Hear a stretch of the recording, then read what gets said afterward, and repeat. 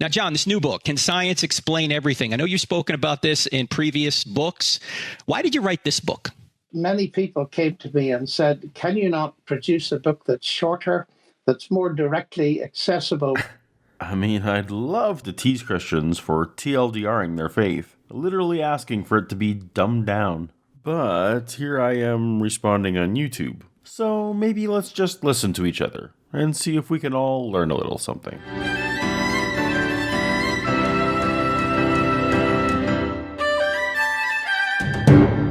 Welcome to Paulogia, where a former Christian takes a look at the claims of Christians. If you're new to the channel, why not take a second to tap on the subscribe button so that you can be notified when new science, theology, and news videos come out. My guest is Dr. John Lennox, all the way from Oxford, England. Now, John, the title of the book, Can Science Explain Everything? While it never comes up in the interview, I have to assume that both Frank and John must at least occasionally come up against someone who claims that science can explain everything. They can't just be inventing easy-to-knock-down questions to look good in front of their supporters, can they? Because, of course, science cannot answer every question that can be posed. Even the most strident philosophical naturalist understands that science is built upon a few non-provable axioms that we accept pragmatically, like the reality of the universe, the existence of other minds, and the day-to-day uniformity of physics. These things are not proven scientifically, but merely assumed because doing so has allowed us to make reliable predictions. If they stopped producing reliable results, we'd stop assuming them. I trust that when non-God believers state, imply, or infer that science can explain everything, that they're being hyperbolic, using the word everything as shorthand for natural phenomenon. Or perhaps colloquially using the word science when they mean natural. There is a natural explanation for everything. I hold the position that I'm not yet aware of anything that seems to require a supernatural explanation. If you're a non-believer, just know that science isn't actually a synonym for natural. And apologists in the mold of Frank and John will be able to play frustrating word games with you if you use it as such. Why don't we just define our terms right off the bat? What does science mean in that context? When you say, can science explain everything, what do you mean by science? By science, in the English-speaking world, we mean the natural sciences, physics, chemistry, biology, and so on. Why is John just hand-waving away all the social sciences? Sociology, psychology, archaeology, criminology, linguistics, political science, and the like. Does he not consider them to be using the scientific method? Or would his points be diminished if they were included? The word, of course, science, comes from the Latin scere, which simply means to know. You can anticipate here how apologists can jump on the imprecise language of science explains everything. If science means knowledge, and humanity is not yet in full certainty of every detail of how the universe works or began, then on the face of it, science obviously can't explain everything. If Frank or John were charitable, they'd probably allow that people instinctively use the word science to refer to the scientific method, rather than the current body of scientific knowledge. But as we've mentioned, and we'll discuss further, even the incredibly valuable scientific method needs assistance every now and again. It doesn't need supernatural help, mind you, but help all the same. When somebody says all truth comes from science, you're going to turn the claim on itself and say, does that truth come from science? Obviously, science can't explain everything. He's not wrong. In science, one advocates that the better the predictive power of an idea, the better the scientific value of the idea, because it will adhere more closely with reality. However, the scientific method itself cannot tell us to value predictive power. That's a philosophical axiom. It's an axiom that helps us survive, or we drop it, but it's an axiom nevertheless. I can't recall ever having heard anyone actually say all truth comes from science, outside the context of a theist putting words in the mouth of a non-believer. But if you are saying this, may I recommend you stop feeding straight lines to Frank. Think of the phenomenon of boiling water.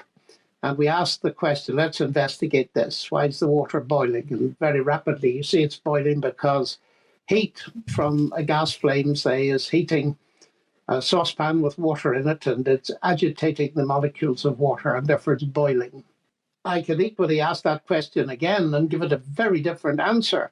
the water's boiling because I want a cup of tea.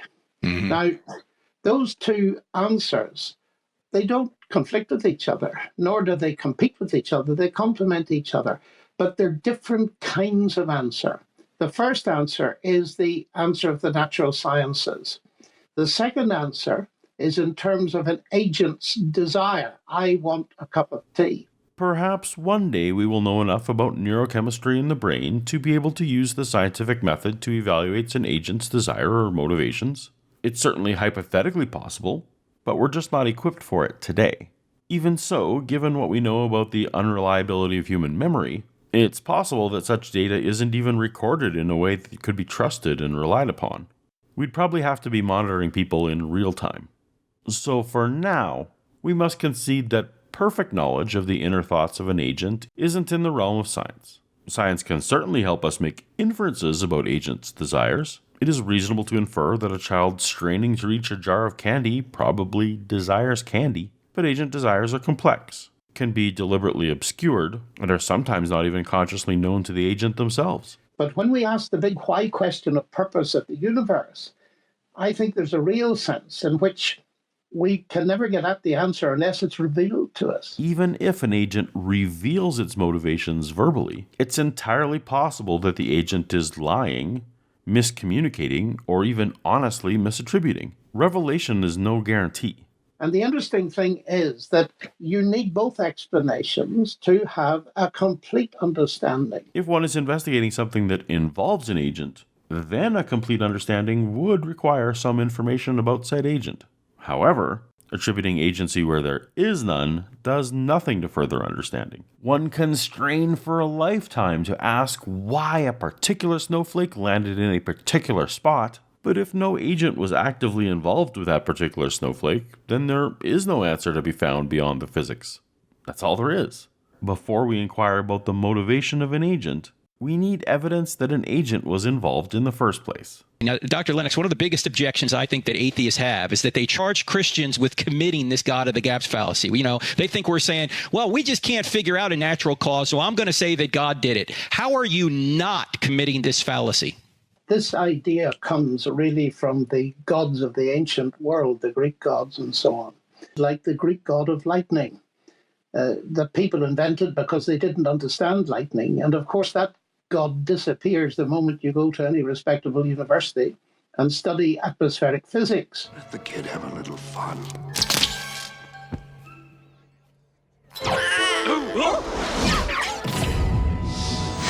That's a god of the gaps.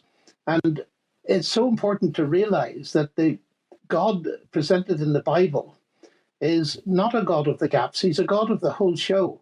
That is, he's the God of the bits of the universe we do understand and the bits of the universe we don't understand. I don't see how saying that God made the parts we do understand is a defense against the accusation of blindly plugging in God as the explanation of the parts we don't understand. Frank uses his own phrase, science of the gaps, to describe a position that holds that science will eventually figure out all of life's unknown questions. Suppose such a person was to counter, I'm not using science of the gaps because science also explains the things that science can explain. Would Frank think that his science of the gaps objection has been addressed in any way? No. No, he would not. For the record, the best answer to any gap in knowledge is we don't know. But it's interesting to note that at no point in history have we ever rejected a natural explanation in favor of a supernatural one. It's very easy in the hubris of contemporary atheism to forget that the fruits of science, which we all enjoy in terms of technology, comes from the explosion of scientific thinking in the 16th and 17th centuries, which arguably, as Lewis points out, was driven by faith in God. The idea that we owe scientific discovery to Christianity is frustrating and wrong on many levels. The first of which is the Eurocentric, Christocentric idea that scientific thinking began in the 16th century and all discoveries were made in Europe. the Christian scientists of that era built on top of the work of the Islamic world in the 8th to 13th centuries, where the scientific method, mathematics, astronomy, and chemistry were being established. The Islamic work built on top of the natural philosophy, which is what they used to call science, of ancient Greece and men like Aristotle, Plato, and Pythagoras, whose work subsequently built on top of the geometry invented centuries earlier in Egypt. And that work built upon the astronomy of Babylon. Yet I don't see John crediting Allah, Zeus, Ra, or Baal for the foundations of our science. Secondly, the civilizations in China and India developed their own entirely separate scientific legacies in astronomy, mathematics, biology, and technology, developing things like the compass, gunpowder, papermaking, and printing hundreds of years before Europe. In fact, also in the 16th century, held up by John, Christian missionaries started bringing these Asian discoveries back to Europe, allowing the Christians to catch up on the knowledge of the rest of the world. While we can't rerun history to test what the world would be like if Christianity had not taken hold, the advancements in these non-Christian civilizations give us confidence that science would have progressed just fine. Far from Newton and Kepler and Clerk Maxwell's belief in God hindering their science, it was actually the motor that drove it. And I think it's very important to remind the contemporary generation of that fact. This is just an argument from demographics. In the past 1500 years, most Europeans have been Christian. So it's of absolutely no surprise that the prominent scientists from Europe were also Christian. They were also Caucasian, and yet John is not crediting their skin color. They were also male, and yet John is not crediting their possession of a penis. If John wants to dispel some notion that a Christian can't be a scientist, then so be it, and I would agree with him. But the idea that we wouldn't have scientific advancement without Christianity is an unfounded assertion. Is it illicit to say, Dr. Lennox, that since we know that all human laws have a lawgiver, is it illicit to apply that to the laws of nature and say, well, the laws of nature must have a lawgiver as well? Frank has been on enough university campuses to know this is a ridiculous question. In science, the word law applies to observations of how things already behave. A scientific law describes. A human law attempts to prescribe behavior. That something has an observable property doesn't necessitate that an agent gave it that property. Frank has heard this before. Let's see what Dr. Lennox has to say. Well, it's a reasonable inference, but I think we need to just separate a couple of ideas here because human laws tend to be in the area of ethics and legislation. The laws of nature are not those kind of laws. They are descriptions of what regularly happens. It's important to realize that. They're not constraints in that sense. They're just telling us what normally happens. But they're not like the laws of a land where you get fined or punished for disobeying them, for example. Ouch. For those of you not fluent in British Commonwealth politeness, Frank's mentor just told him that his question was stupid. Where do the laws of nature come from? Nobody knows. They're just there. So Yeah, exactly. That's all right. But it was he who also pointed out that this brute fact explanation, it's just there, is not very satisfying to a It scientist. should be noted that the universe is not obligated to provide anyone with satisfying answers. When it comes to the scientific method, God did it is no more satisfying than that's just how it is. Neither lends additional predictive power to help us understand any phenomenon better in any tangible way. Neither is falsifiable. If an individual finds one of these satisfying, the other satisfying, or neither satisfying, makes no difference at all to the work being done. Why should we stop with That's the laws of nature when there's a wonderfully obvious intuitive explanation that makes sense? Here's a wonderfully obvious intuitive explanation that makes sense. We're all characters in a Matrix-style simulation. Or, you are the only mind that exists, and this is all a dream, including this video. Or, a universe-creating fairy poofed us into existence last Thursday, but with false memories, so we think we've been here longer.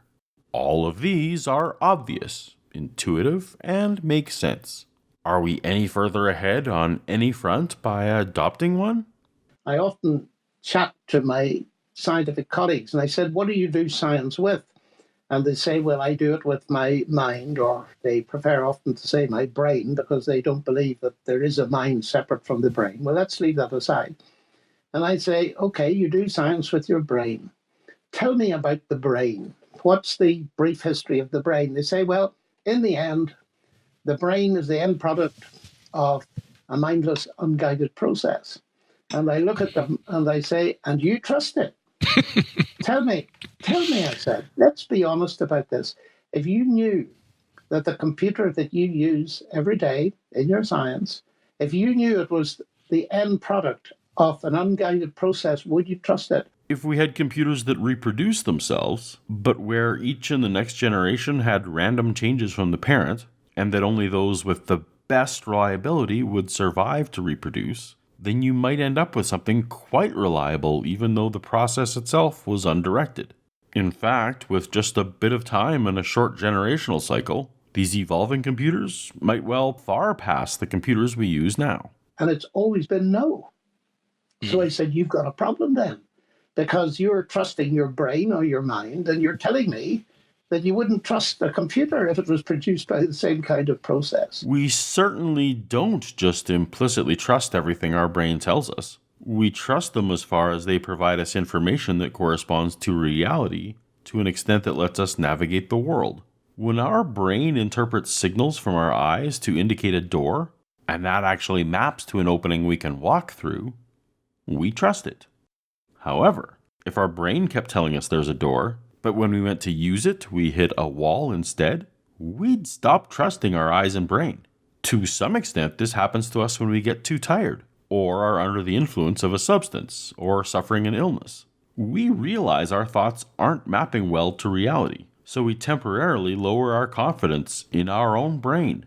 We don't trust our brains because of confidence in a god, or because we have some kind of confidence in the process by which we acquired it. We trust it to the extent to which it provides results that map to reality.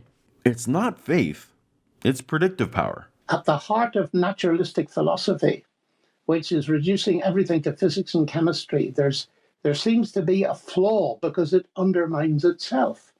That it reduces thought simply to the firing of synapses, and therefore that renders all thought meaningless and everything that we think meaningless, including arguments about it. A defibrillator emits a mere jolt of electricity. Does that make it meaningless? Or does it have meaning to the person who's had their life extended? What about the electricity that turns on Christmas lights? Or the power that puts an image of a child you love on your phone screen? Meaningless to some, highly meaningful to others. It is we who determine what has meaning, what has value. In fact, when I studied economics, I learned that rare things tend to have more value than common things. If I believe my life is only a small number of days, then I'm going to value each of those days much more than a person who believes they're going to live for an infinite number of days.